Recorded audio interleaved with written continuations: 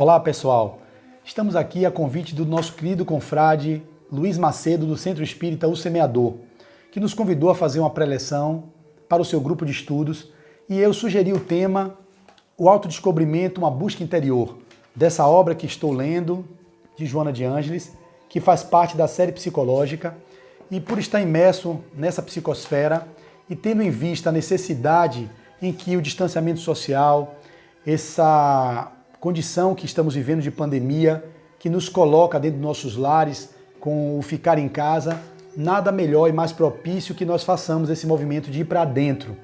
Então a nossa exposição será baseada em alguns autores, dentre eles Allan Kardec no Livro dos Espíritos, na questão 919, que iremos falar, a série psicológica da benfeitora Joana e alguns outros livros de estudos nossos e que tivemos o prazer de estudarmos Espelho da Alma, uma jornada terapêutica.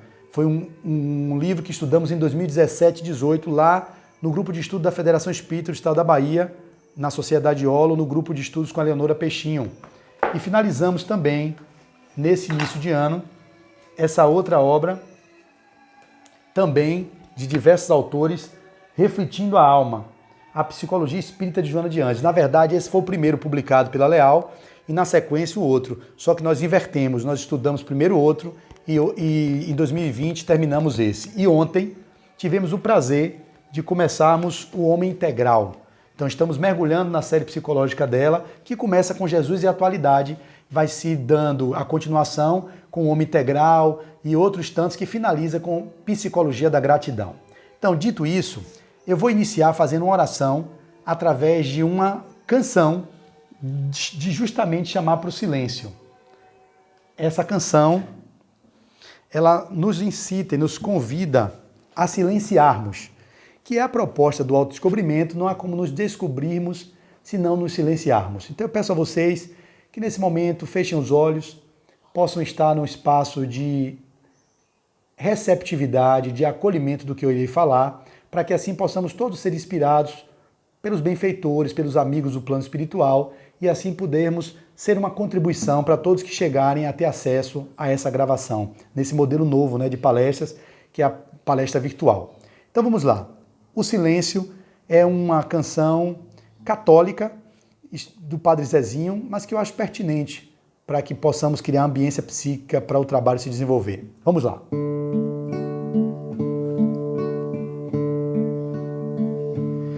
O silêncio está cantando uma canção de amor e paz.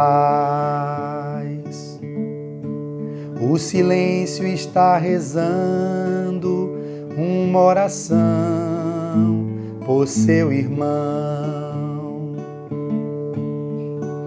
Muita gente vive sem amor e tem solidão.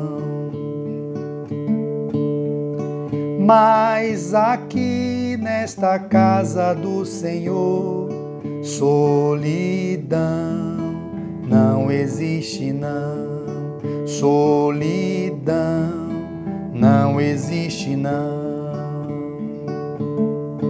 O silêncio está gritando, pedindo paz, gritando amor.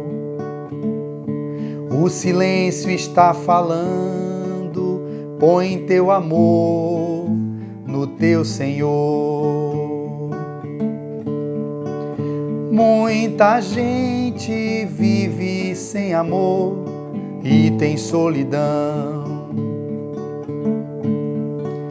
Mas aqui nesta casa do Senhor, solidão não existe não.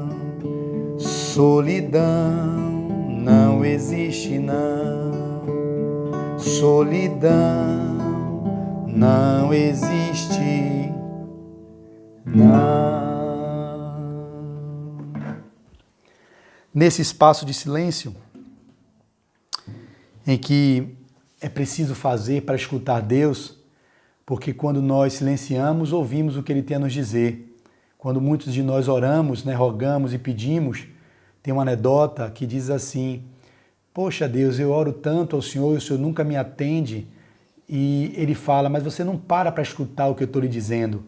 Então não adianta ficar no peditório e nas orações infindas e não fazer o espaço de silêncio interior para ouvir o que Deus tem a nos dizer.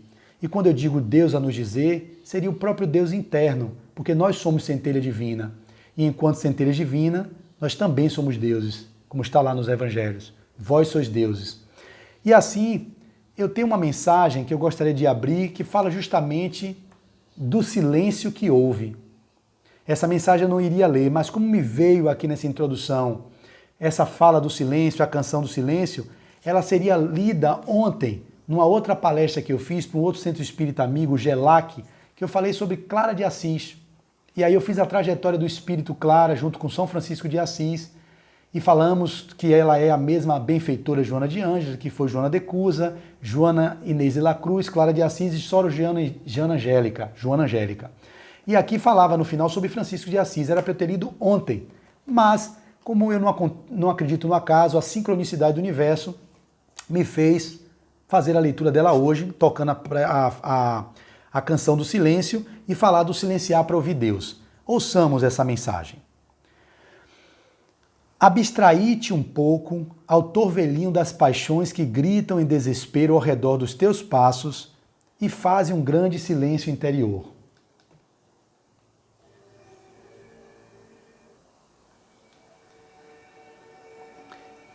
Aguça os ouvidos espirituais e espera. Suave, docemente escutará vozes falando, cantando o hino de amor à vida, à verdade, à vitória plena. São os mártires da fé e os gênios da beleza, os heróis da abnegação e os santos da renúncia, que ressurgem das páginas amarelecidas da história para as ruas da caridade, convidando-te a segui-los. O bulício de fora e as inquietações interiores rapidamente os silenciam e tudo desaparece, qual sonho sublime, acompanhado de violento despertar. Experimenta outra vez, faze novo esforço, recomeça. Torna o inabitual frequente e o comum supera-o. É indispensável sentir para compreender o que eles sentiam quando se deram em oferta total. Eram a princípio iguais a ti, que se deixaram abrasar, ultrapassando pelo esforço bem conduzido os chamados limites da razão, para se entregarem a Jesus e servirem à vida. Foram sim compreendidos e raros amados a seu tempo. Não procuravam, porém, compreensão ou amor. Ensinavam pelo exemplo como compreender e como amar. Não se notabilizaram pelo que deles dizem, todavia, pelo que se não sabe ou se não pode dizer. Não há palavras que digam ditos indizíveis. Muitos monumentos os evocam e narram com toda a grandeza suas histórias, suas vidas. Eles não os esperavam ou sequer os desejavam. Igrejas, edifícios grandiosos exaltam suas simplicidades, não conseguem, porém, dizer muito. São apenas obras de arte. São apenas obras de arte. São apenas obras de arte que a curiosidade irreverente de muitos espia apressadamente. A mensagem que eles deixaram, ouve-a tu. O pensamento deles, escuta-o tu. O trabalho deles, prossegue-o tu. O ideal deles, mantém-no tu. Mantém-no tu. Dir-te-ão alguns companheiros que estás deslocado no tempo e no espaço. Falaram-no também a eles. Na época em que eles eram que eram, falavam também o mesmo. Explicar-te-ão que já não há tempo para o amor. Estes são dias de velocidade. Expuseram-no igualmente a eles também. Formarão conceito negativo e apressado a teu respeito. Fizeram-no assim com eles. Insistirão para que retornes à realidade, à mecânica do novo tempo, do mundo novo que se te rodeia. Propuseram-no insistentemente a todos eles também. Situavam-se, porém, os outros e eles em esfera psíquica diferente. Vibravam em ondas mentais diversas. Ignoravam os que lhes sitiavam os passos, que os tempos mudam porque há os que os antecipam e não são entendidos na ocasião. Desconheciam o poder do amor na velocidade das pseudo-realizações e conquistas. Negociavam a verdade e ajuizavam com visão estreita.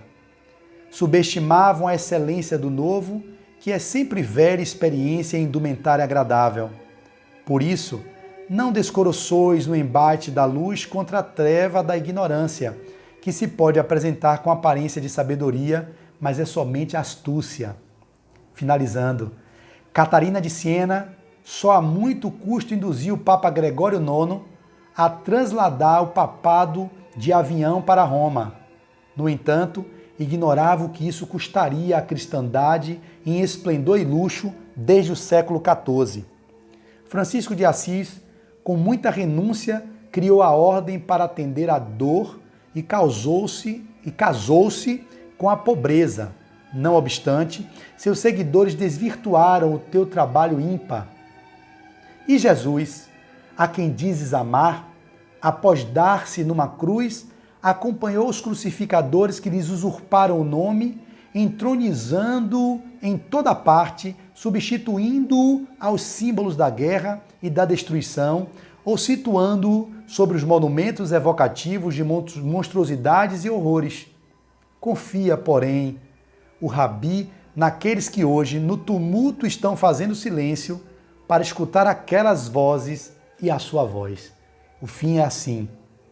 E Jesus, a quem dizes amar, após dar-se numa cruz, acompanhou os crucificadores que lhes usurparam o nome, entronizando-o em toda parte, substituindo aos símbolos da guerra e da destruição, ou situando sobre os monumentos evocativos de monstruosidades e horrores. Confia, porém, o Rabi naqueles que hoje, no tumulto, estão fazendo silêncio para escutar aquelas vozes e a sua voz. Joana de Ângeles, Siena, Itália, 6 de agosto de 1970, pela psicografia de Divaldo Pereira Franco. Então, estamos aqui nesse processo de mergulho para dentro e essa mensagem tem tudo a ver com esse espaço que iremos construir. Não há como olhar para dentro, não há como se descobrir se nós não silenciarmos para ouvir a voz interior. Então, dentre alguns questionamentos que nós poderíamos começar desenvolvendo, existe na questão 919 do Livro dos Espíritos aquela pergunta que é muito declamada por todos os expositores espíritas, que é o tópico do conhecimento de si mesmo, que vai ser perguntado para Kardec. Kardec vai perguntar aos espíritos da seguinte forma: qual é o meio prático e mais eficaz para se melhorar nesta vida e resistir aos arrastamentos do mal? A resposta foi bem sintética, de Santo Agostinho. Um sábio da antiguidade vos disse: conhece-te a ti mesmo. Quando ele recebe essa resposta, ele vai aprofundar na questão seguinte, 919b, compreendemos toda a sabedoria dessa máxima, porém, a dificuldade está precisamente em se conhecer a si mesmo. Qual é o meio de o conseguir? E aí vem aquela construção toda que Santo Agostinho dá, que eu não vou ler para vocês, e vocês podem ir no Livro dos Espíritos, na questão 919, e eu recomendo que leiam hoje, assim que acabarem de assistir, vão lá na questão 919 e veja qual é o meio prático e seguro para fazermos esse movimento de autoconhecimento. Lá realmente é um grande conteúdo que o Santo Agostinho nos traz, dando esse roteiro seguro para que nós possamos fazer o adentramento do mundo íntimo. Então, mas essa frase que ele disse que um sábio da antiguidade vos disse, que é atribuída a Sócrates, na verdade Sócrates, quando foi consultar a Pitonisa lá no oráculo de Delfos, tinha no pórtico escrito a seguinte mensagem: homem, conhece-te a ti mesmo, assim conhecerás todo o universo e os deuses, porque se o que procuras não achares primeiro dentro de ti mesmo, não acharás em lugar algum. Olha que coisa incrível, que a gente resume como Sócrates tendo dito: conhece-te a ti mesmo, para se poder conhecer-se, conhecerás o universo, conhecerás a Deus, e assim conhecendo a Deus e o universo, não fora de você, e sim dentro de você mesmo. Esse é o chamado, é o ir para dentro. O ir para dentro é o caminho mais próximo de nós encontrarmos a verdade, que não está fora, e sim no nosso mundo íntimo. E como fazer, portanto, esse movimento do mergulho para dentro? E aí vem a nossa querida benfeitora Joana de Ângeles, que nos traz a sua série psicológica, começando com o livro Jesus e a Atualidade, como eu citei no início, seguindo com o Homem Integral e toda a série de livros que vem na sequência, Plenitude, duas obras que foram conjugadas, que é Consciência da Saúde, melhor vendo aqui no Homem Integral. Ela foi destrinchada em duas obras. Eu lerei para vocês aqui, que é a obra número 3, que é a 1 é Jesus e Atualidade, a 2 o Homem Integral, a 3 é Plenitude, a 4 é Momentos de Saúde e de Consciência, que foram juntadas essas duas obras. Eram duas que viraram uma só. E aí ele segue com o ser consciente, com o autodescobrimento, que eu estou lendo agora, que é o escopo da nossa palestra, uma busca interior, e vai seguir com Desperte, Seja Feliz e todas as outras obras que a benfeitora nos traz. Então, é verdade que essa série psicológica ela não foi feita por acaso. Joana de Ângeles já tinha escrito outras obras através de Divaldo Franco. E houve uma mudança em 1989, quando ela traz o livro Jesus e Atualidade, que foi publicado em 1989, e ali ainda não tinha linguagem psicológica profunda. Mas quando ela faz o segundo livro, que é o Homem Integral, há uma mudança notória nos seus escritos. E vários seguidores de Divaldo, vários leitores de Divaldo e das obras dele, de Joana, percebiam a mudança e perguntavam a Divaldo, como assim? Que escrito é esse rebuscado que Joana de Ângeles está trazendo numa linguagem psicológica profunda? E era necessário que ela fizesse aquilo, porque, segundo palavras do próprio Divaldo Franco, ela passou 50 anos no plano espiritual só estudando psiquiatria, psicanálise, psicologia, tendo entendimento de toda essa bagagem científica dessas ciências psicológicas para trazer a sua série psicológica em 16 obras, terminando com Psicologia da Gratidão.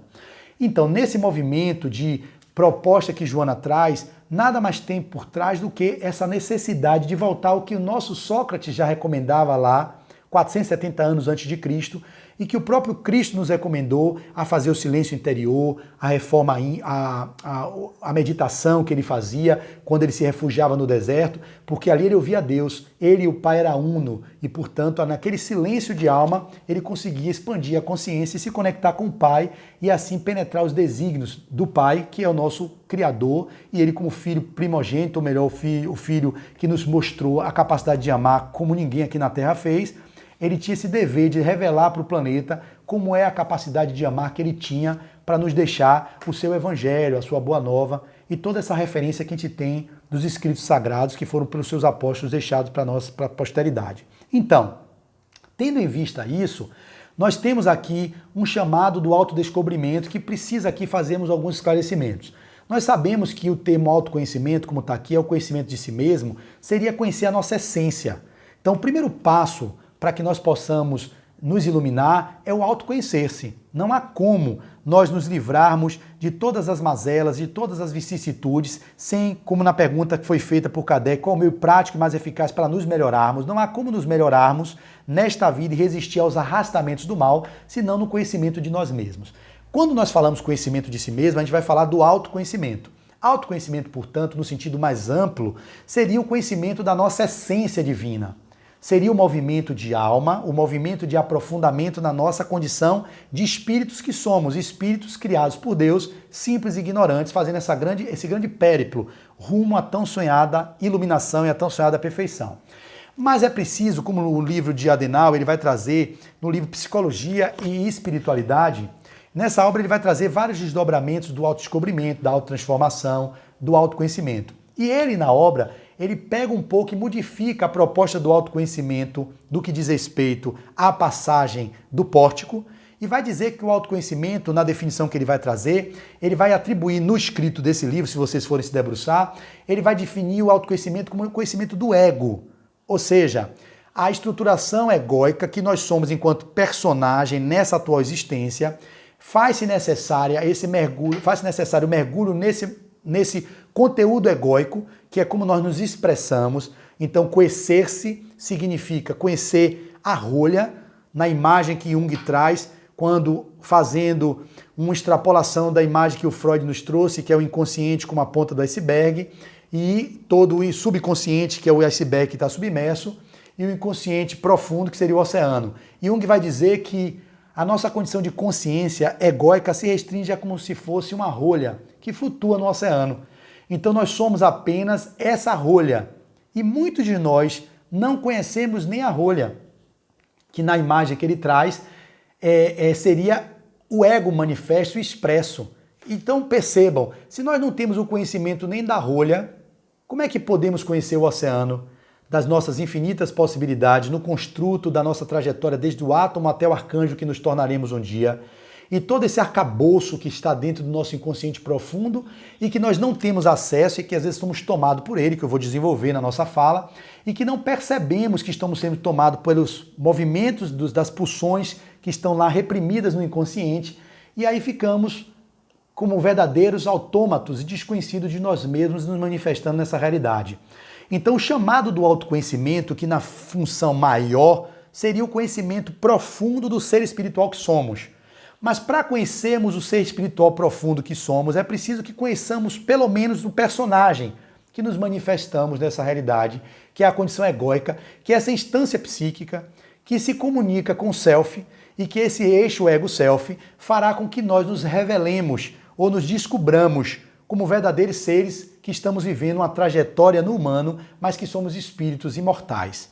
Essa é uma condição básica e que não há como descobrirmos o que somos se não passarmos pelo conhecimento da nossa estrutura psíquica egóica, dessa instância egóica, que deveria ser ela estar a serviço do self, mas que na verdade é o que nós não percebemos nesses irmãos e nós outros que vivemos desconhecidos de nós mesmos.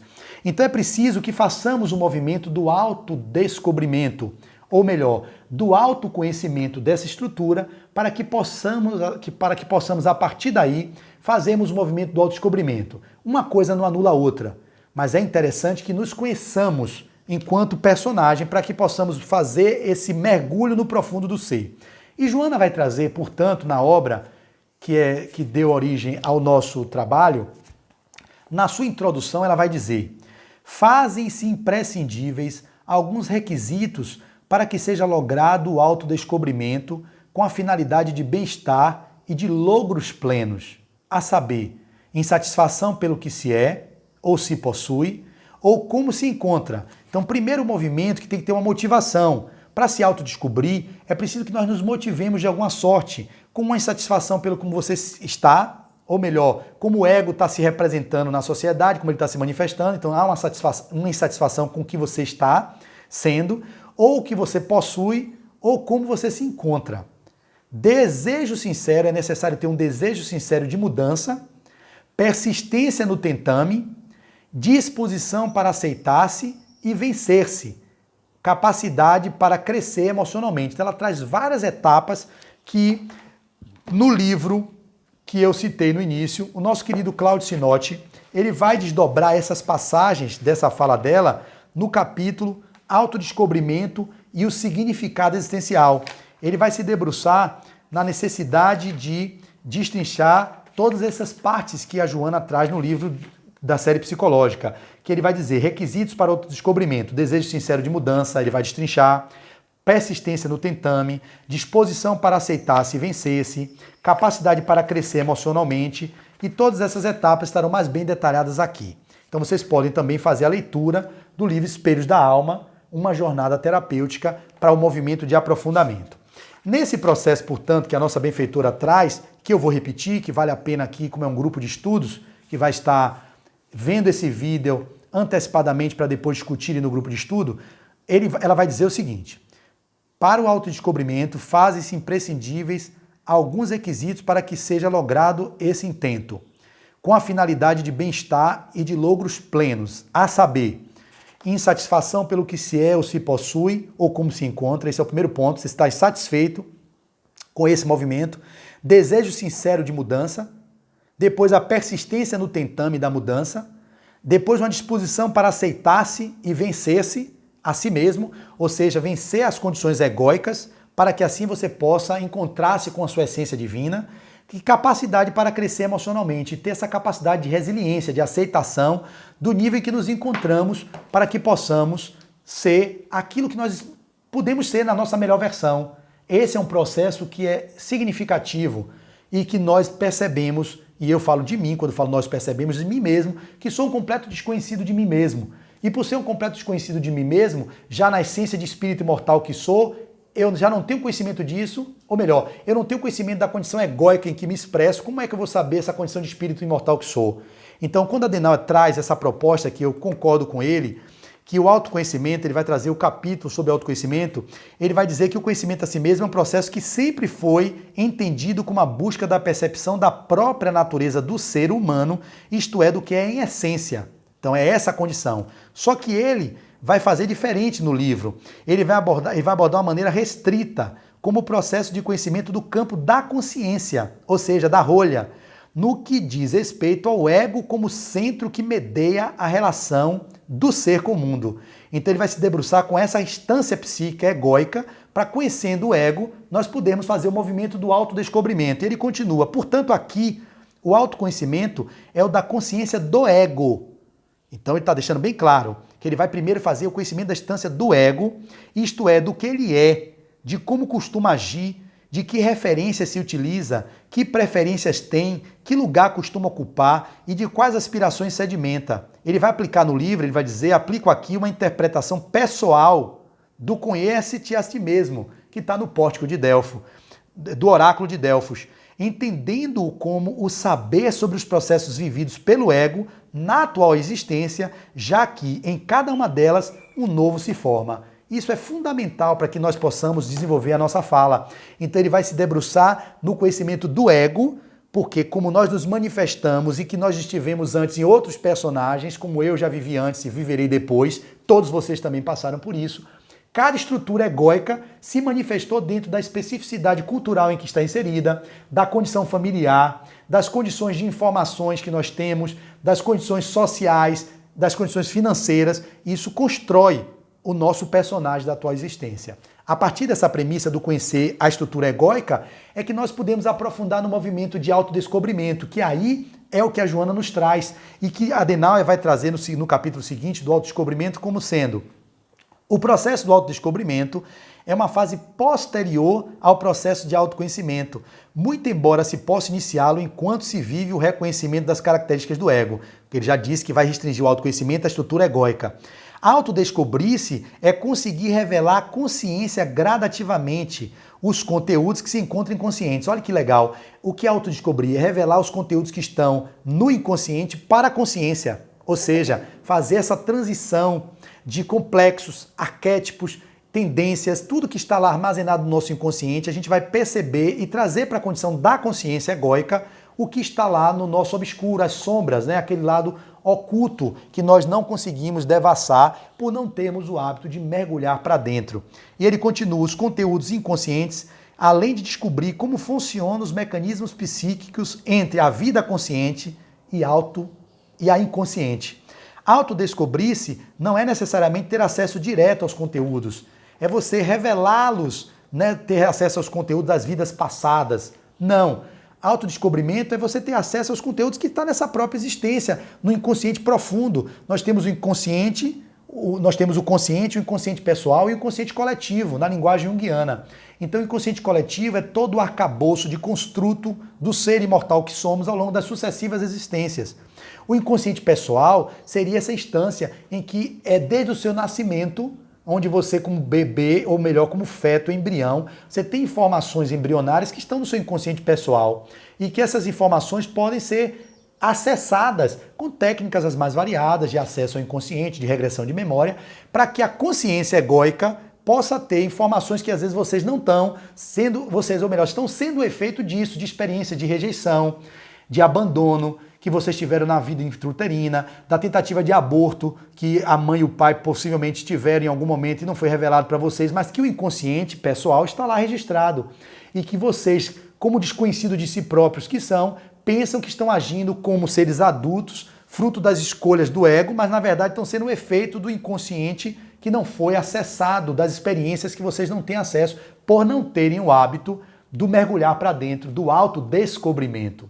Então esse tema é um tema que muito me agrada, por isso que eu falo dele e vou me debruçar talvez a partir desse vídeo, dessa preleção, em outros desdobramentos, para fazermos talvez, quem sabe, vídeos sucessivos para mostrarmos detalhes sobre cada etapa dessa que eu estou falando, que eu não terei tempo aqui suficiente em 50 minutos, 1 hora de nossa exposição. Então, vocês terão um vídeo, pode revisar. Essa é a condição que nos traz de benefício do isolamento e das palestras virtuais. Temos alguns prejuízos e temos alguns benefícios, que o vídeo ficando exposto, vocês podem voltar, rebobinar e voltar ao termo que eu tenha dito, que não ficou claro, e vocês poderão também acessar as literaturas, as obras estão à disposição, para fazerem um movimento de maior aprofundamento nisso. Tendo em vista, portanto, essas nossas falas iniciais, como é que nós fazemos então o movimento do autodescobrir-se? O autodescobrimento, portanto, ele passa por um movimento de aceitação da nossa humanidade, reconhecimento de que somos seres humanos comuns e imperfeitos, ou melhor, perfectíveis, passíveis de sermos perfeitos um dia, mas que essa perfectibilidade ela é um construto e que se dá fruto do mergulho interior, do mergulho para dentro.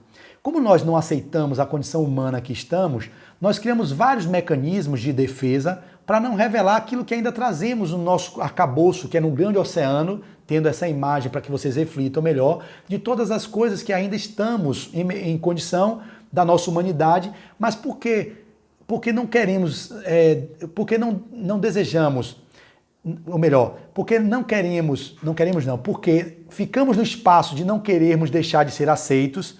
Aí nós começamos a expressar a nossa versão, que é uma versão mascarada, é a versão da persona que utilizamos para a necessidade de aceitação na sociedade em que vivemos, escondendo, portanto, algumas movimentações de alma que ainda estão fazendo parte da nossa condição de humanos que somos. Eu vou dar um exemplo, que nessa obra aqui foi muito bem trazida, como, por exemplo, o ciúme.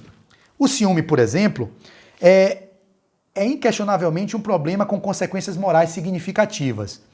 Perguntamos se ele é uma causa em si mesmo que precisa ser combatido ou é um produto de uma personalidade, de um ego que se estruturou até aqui como dominador, coisificando as pessoas à sua volta como se fossem suas posses.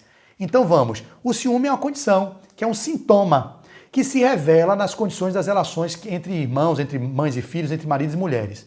O ciúme, portanto, é um sintoma de que existe uma condição lá na sombra, que é uma pessoa que tem uma tendência a coisificar as pessoas e, às vezes, um déspota, um homem controlador, uma mulher controladora, que quer tudo sob o seu domínio e não quer se pegar em movimentos de situações de vulnerabilidade. E, ao se ver assim, ele termina criando a manifestação sintomática do sintoma fruto de um desconhecimento de que é um ser que coisifica as pessoas e que quer ter o domínio sobre todas elas. Então, quando a gente cuida do ciúme enquanto manifestação egóica, nós não estamos indo no movimento da transformação do que está por trás do ciúme. Por isso que o processo de transformação é um processo de transformação psicodinâmico. Existe uma dinâmica da transformação. Não existe uma forma de trazer, esconder uma coisa e substituir por outra.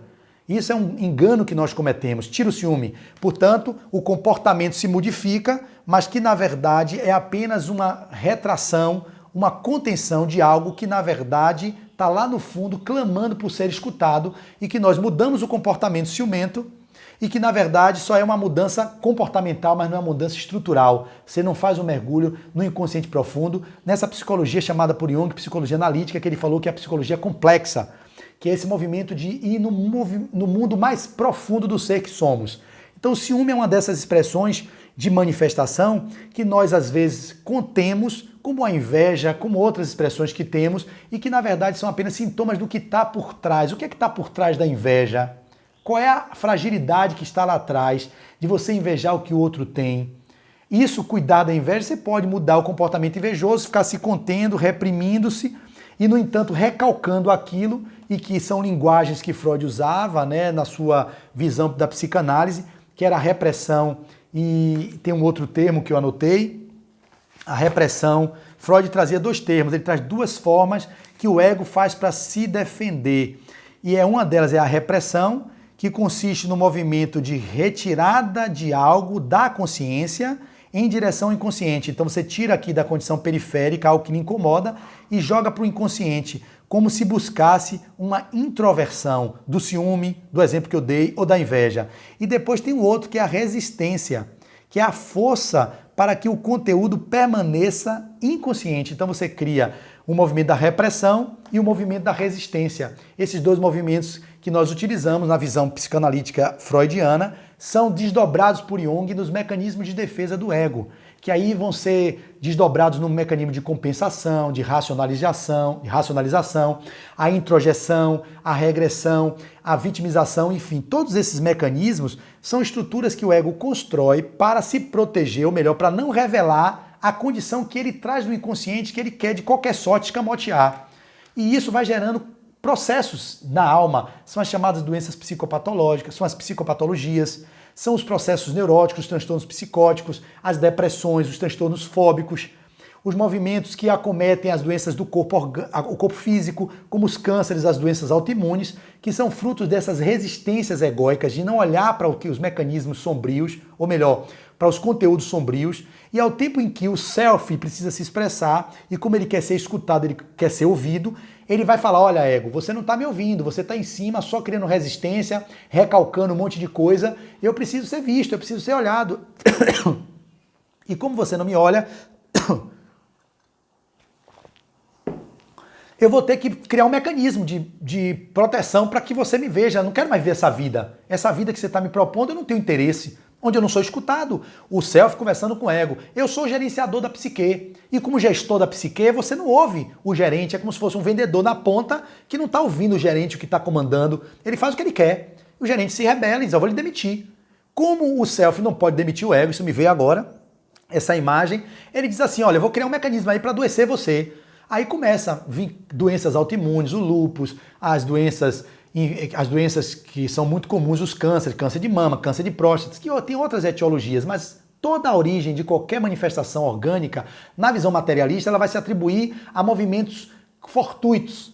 Nós que temos a noção da psique e que a psique traz conteúdos do espírito que se revela na mente, que está no perispírito, nós sabemos que as manifestações de doenças físicas são frutos de uma psique desarmonizada, de um espírito em desarmonia. Então é esse o nosso movimento de olhar para os movimentos de doenças como manifestações da alma, um clamor do self dizendo, olha, eu preciso ser escutado. E qual é o caminho para que isso aconteça? É um movimento que se dá de forma, como eu falei, psicodinamicamente.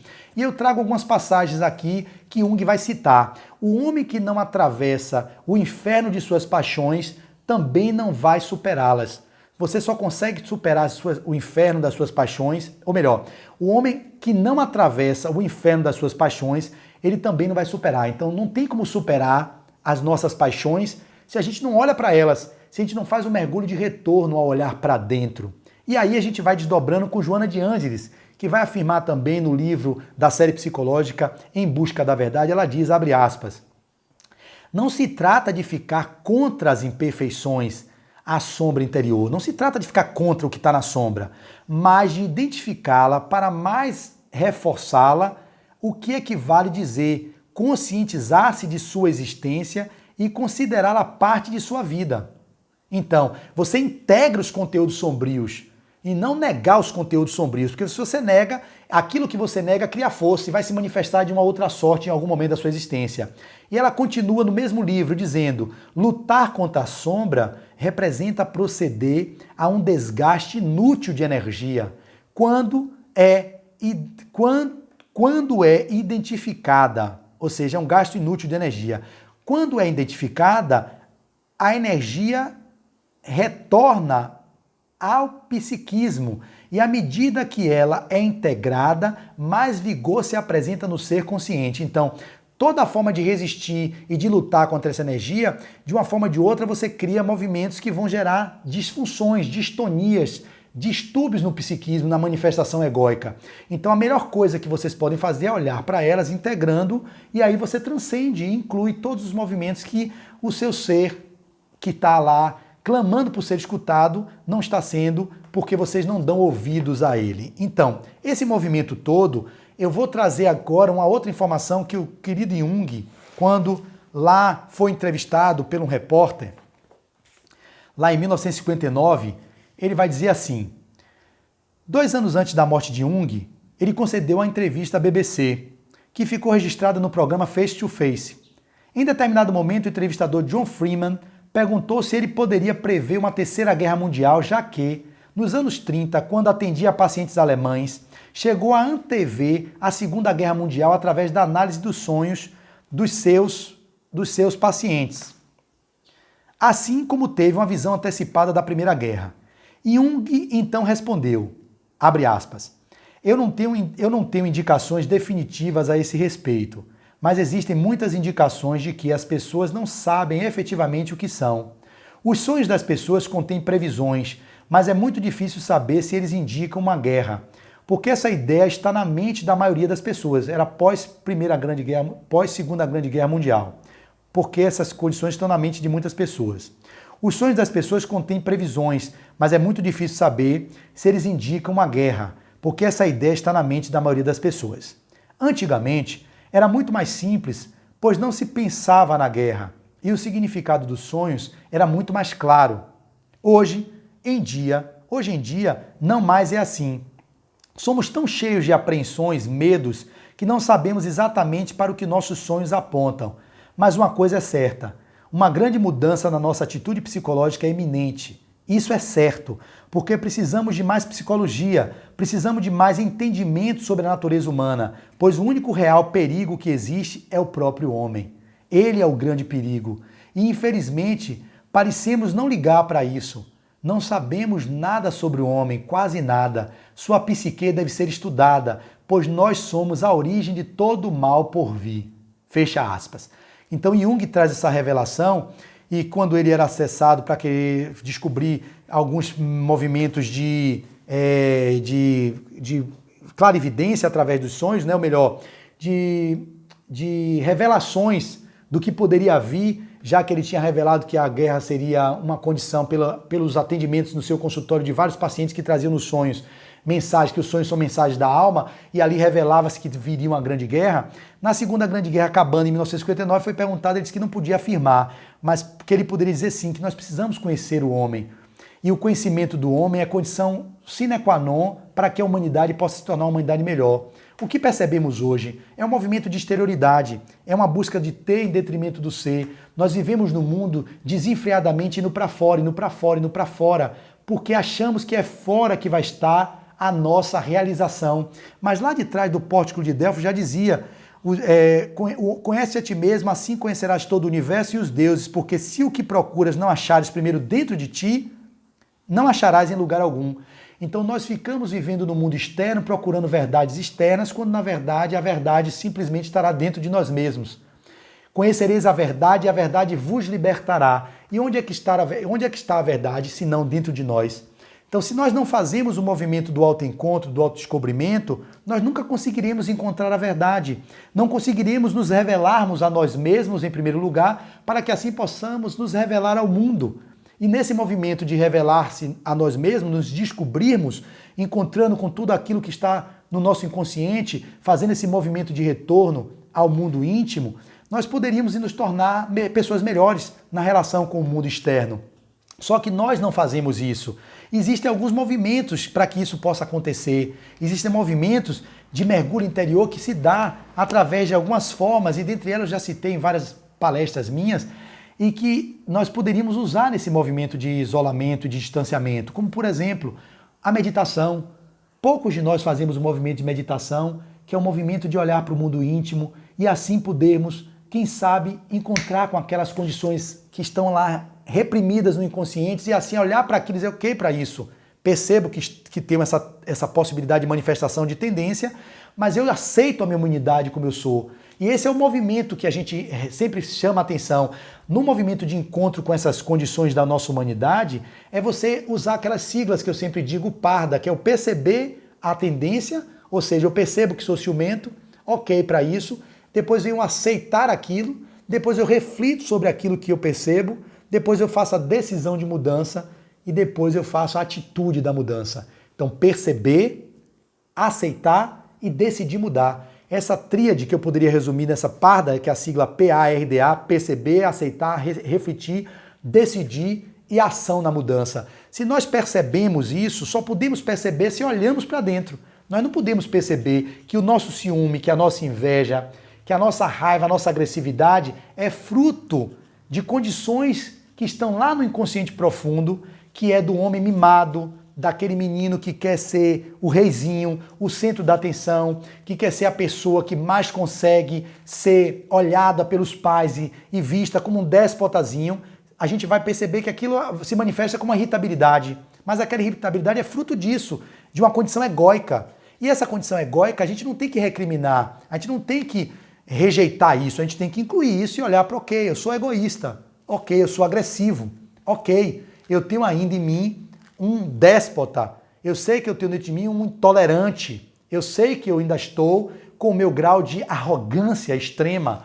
E você só pode perceber isso fazendo um mergulho para dentro, através das orações, onde você se eleva ao nível de consciência mais ampliado. E na visão do nosso querido Freud, é o superego, que é aquela instância psíquica, que é o nosso sensor, é aquele que vai fazer a regulagem daquilo que pode ser manifesto, isso na visão psicanalítica freudiana. Mas já no nosso movimento da visão psicanalítica complexa de Jung, seria o ser crístico, o Buda interno, seria essa condição, essa instância psíquica, que é o Deus interno, que é o self, na sua estrutura de que é uma manifestação da expressão do que é possível e que nessa conexão com o espírito imortal que somos, nós somos aquilo que foi possível ser manifesto até aqui, quando Deus nos criou simples e ignorantes, nas trajetórias sucessivas nos construímos esse ser que hoje está aqui, Flávio.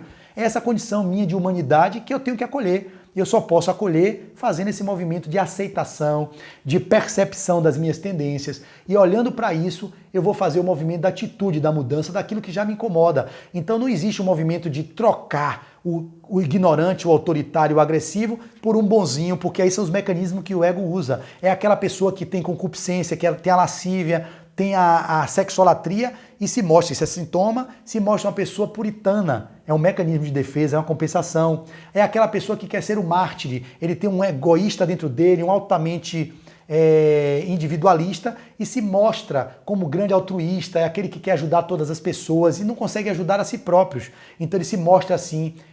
São as outras manifestações da negação, que é um outro mecanismo de defesa do ego. Quando alguém fala algo de você, você rejeita aquilo, você nega aquilo, porque você não quer olhar para aquilo e, portanto, você prefere deixar aquilo fora, ao invés de dizer assim, ok, se você está dizendo isso de mim, eu vou olhar para isso. Olhar para isso não significa anuir, porque o outro está projetando, que é outro mecanismo de defesa, que é a projeção. O outro pode estar projetando algo dele em mim, ok para isso. Mas não é porque ele está projetando algo dele em mim que eu não vou olhar em mim, porque jamais eu poderia projetar, por exemplo, em Madre Teresa de Calcutá, arrogância. Ela não tinha arrogância. Eu jamais poderia projetar em Chico Xavier arrogância nele. Ele não tinha arrogância. Então, se eu projeto arrogância em minha esposa, se eu projeto minha arrogância em um desses seres, é verdade que eu trago em mim arrogância, mas é possível que você também traga o componente de arrogância. Então, quando a gente fala assim, você está projetando em mim, que usa esses mecanismos, né, de argumentação da psicologia para poder ficar criando distância confortável de si mesmo, vocês estão deixando de lado uma grande oportunidade de ir para dentro. Porque quando eu digo isso, se alguém diz para mim, Flávio, você é muito autoritário, ok, eu vou olhar para isso. Eu reconheço o meu autoritarismo hoje. De tanto ouvir de várias pessoas à minha volta que eu sou autoritário, eu percebi isso. Flávio, você é uma pessoa irritadiça. Eu dizia, eu irritadiço? Não. Eu negava no início, mas tanto tempo de autodescobrimento, né, de autoconhecimento, que eu digo, não, hoje eu percebo. Eu sou realmente irritadiço. Existe uma irritabilidade minha, que é um sintoma de que pode ser de um cara controlador, pode ser de uma pessoa extremamente egoísta, que está aqui querendo manter tudo sob meu controle, e como eu não tenho, eu me irrito, porque quero fazer com que as pessoas estejam ao meu serviço. Alguém disse para mim, pô, Flávio, você é uma pessoa extremamente individualista. Eu olho para isso e ainda não consigo perceber essa total individualidade, mas eu sou, em um nível, eu quero meus espaços, por exemplo, voltando de uma palestra no Centro Espírita, eu não gosto de dar carona a ninguém. Eu acabo minha palestra, estou consumido com aqueles pensamentos. Ao entrar no carro, às vezes alguém me pede carona, eu digo, poxa, eu não queria dar carona. Eu queria ir para casa sozinho comigo mesmo. Eu estou sendo individualista, estou sendo egoísta. Mas ali, às vezes, em outros momentos, quando eu fazia a persona, né, do bonzinho, eu dizia, não, vamos lá, me contrariando. Mas eu não estava, de fato, querendo dar carona. E eu fazia aquilo contrariando a minha tendência de querer ficar comigo mesmo, ficar sozinho. Mas naquele momento é um movimento egóico. E ok para isso. Então, conhecer-se, descobrir-se, é perceber essa dimensão do nível que nos encontramos, que o nível que nos encontramos é a nossa melhor versão. E essa melhor versão é aquilo que a gente expressa. E quanto mais vocês forem vocês mesmos, no sentido de sendo vocês e mudando esse mundo, o mundo será um mundo muito menos hipócrita.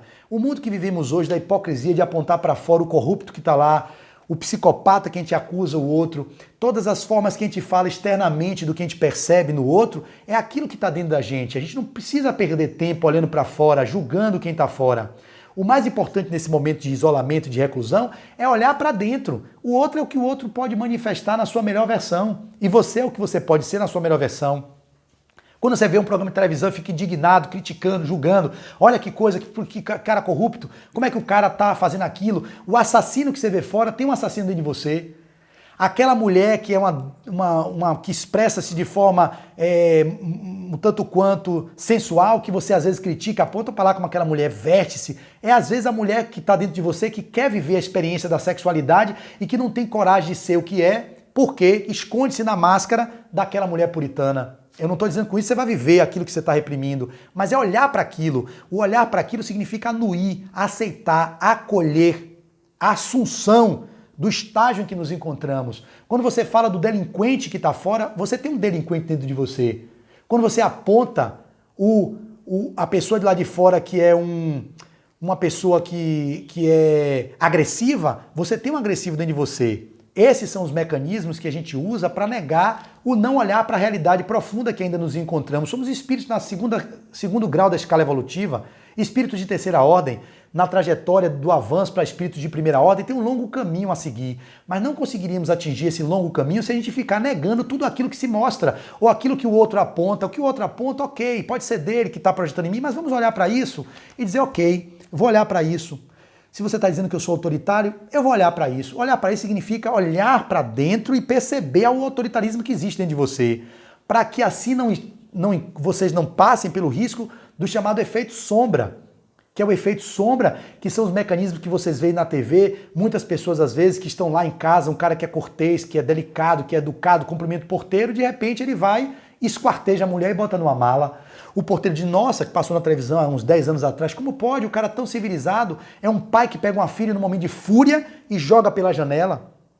É o momento de um advogado lá em Rio Grande do Sul que vem na rua no engarrafamento de bicicletas, ou melhor, numa passeata, que é de andando, bicicleta não ser bicicleata, e que ali ele se injuria com aquilo porque ele quer chegar no seu objetivo, perde a cabeça e sai atropelando todo mundo nas bicicletas e derrubando gente, matando gente. É o efeito sombra. O efeito sombra nada mais é do que aquilo que você vem negando há muito tempo, não quer olhar, e é tomado numa condição que poderia ser muito mais facilmente transitada, como um engarrafamento você esperar pacientemente, aquilo acabar e você transitar tranquilamente, a pessoa vai tomada pela sombra, por tudo aquilo que ela negou quando ela se mostrava delicada, cortês, uma voz melíflua, muita paz. Era tudo que ela estava escondendo do que estava lá dentro, do bicho, do agressivo, do irritadiço, do despótico, do autoritário, do monstro, que ela não quer que revelar para não perder a aceitação da sociedade, e ela se contendo naquilo, veio e foi tomada de uma forma que levou a matar alguém, de esquartejar uma mulher. Esse é o movimento do ir para dentro, do autodescobrir-se, porque no autodescobrimento é que nós poderemos alcançar a autotransformação, e através da autotransformação nós poderíamos atingir a autoiluminação. Mas não há como nos iluminarmos meditando apenas e olhando o vir a ser do que queríamos ser. Só temos como almejar a iluminação olhando para nossas sombras, para aquilo que não só as sombras são coisas negativas, é aquilo que está oculto. Existem coisas também na sombra que são criatividade, que a gente não manifesta, a amorosidade. Às vezes uma pessoa muito agressiva tem dentro dela uma pessoa muito frágil e que tem medo de se mostrar frágil e se torna agressiva para proteger-se. Então, um mecanismo de defesa. Às vezes tem pessoas que são o tanto quanto dóceis, mas na verdade está escondendo o autoritário que está dentro. Pessoas que perderam a criatividade porque foram reprimidas na infância em algum momento, e uma professora que disse ela assim, você não pode pintar um coelho de azul, vermelho e branco, verde e amarelo, que o coelho é branco dos olhos rosas, do olho rosa, vermelhinho. Aí a pessoa vem, oprime, reprime, recalca aquela criatividade e depois não entende por que não consegue ser criativa, porque foi um mecanismo de repressão do que foi negado, e para ela ser aceita no meio dos coleguinhas, a professora criticou, ela se sentiu envergonhada, ficou completamente constrangida, ela recalcou aquilo, ela botou para o inconsciente E aí fica um adulto despreparado que não consegue lidar com as próprias emoções, com os próprios sentimentos. Então, é óbvio que tem muito mais conteúdo para se falar, mas já estamos faltando 5 minutos para acabar nossa exposição. Eu espero que com esse material que eu trouxe, vocês sejam mobilizados, sejam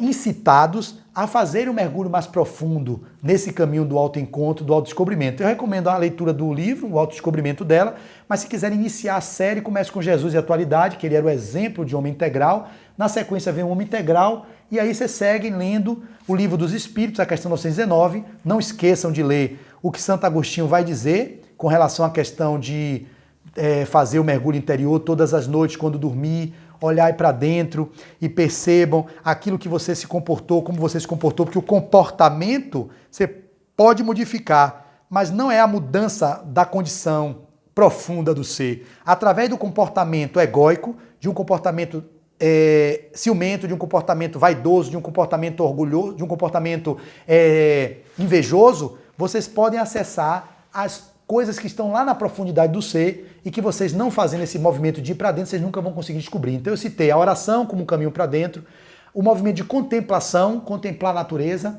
fazer a meditação, fazer visualizações terapêuticas, visualizações criativas, fazer movimentos de diário, de escrita, para que vocês possam escrever sobre os conteúdos que estão aqui no campo da mente, que você materializa no papel e pode depois reler, escrever sobre os sonhos, porque os sonhos são mensagens da alma profundas e ali você vai se descobrindo através dos sonhos, fazer leituras edificantes e outros movimentos que vão trazer a tão sonhada harmonia interior para que assim possamos todos alcançar a tão sonhada iluminação, que é o nosso objetivo final, que é a perfeição que todos os espíritos que somos iremos alcançar um dia.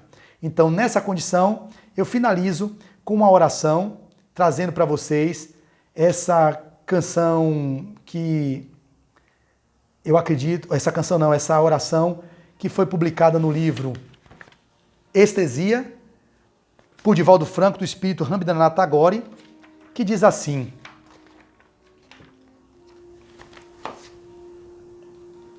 agradecendo a vocês a atenção, finalizo dizendo: penetra-me, Senhor, com o teu punhal de luz, rasgando a espessa treva interior em que me consumo. Em sofreguidão tenho-te procurado pelos ínvios matagais, e quando chego já não estás, havendo partido para as longes terras do sem-fim.